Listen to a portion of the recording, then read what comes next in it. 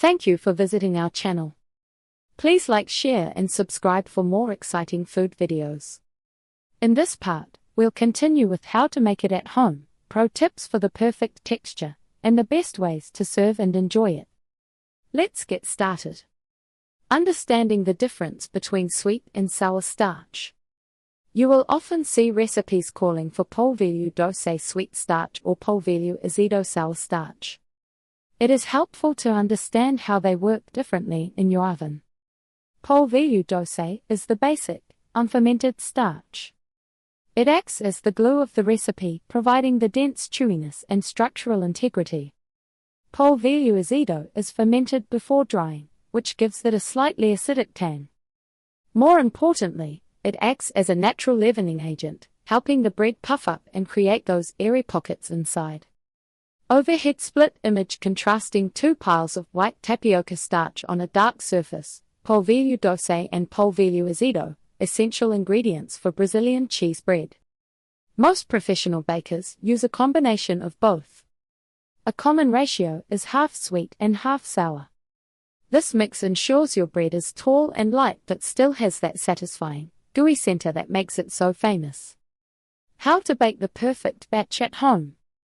Making these at home is easier than it looks, but the process is a bit different from making standard bread. You don't need yeast or hours of rising time. Instead, you start by scalding the starch. This involves boiling a mixture of milk, water, oil, and salt, then pouring it directly over the starch.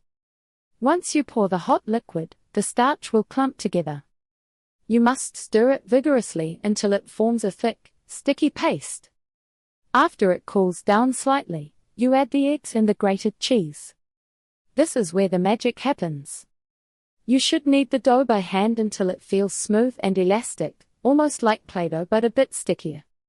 Component purpose in the recipe: tapioca starch creates the unique chewy and stretchy texture.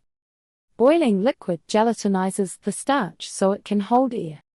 Eggs provide structure and help the bread brown. Hard cheese adds the main flavor profile and saltiness. After the dough is ready, you roll it into small balls about the size of a golf ball.